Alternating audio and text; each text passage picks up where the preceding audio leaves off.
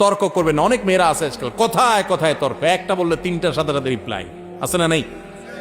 কথা মাটিতে পড়তে দেরি, জবাব দিতে দেরি নাই। মা বোনরা স্বামীদের সাথে দুর্ব্যবহার করবেন না, তারা আপনাদের অভিভাবক, আল্লাহ দায়িত্বশীল করেছেন। আপনার বুঝে না আসলো একটু সবর করেন, সহনশীল হন, শ্রদ্ধা করতে শিখেন।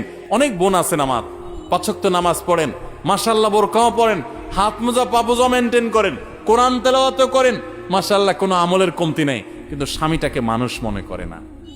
আছে না নাই? এই আল্লাহর বান্দি কখনো আল্লাহর কাছে প্রিয় পাত্রী হতে পারবে?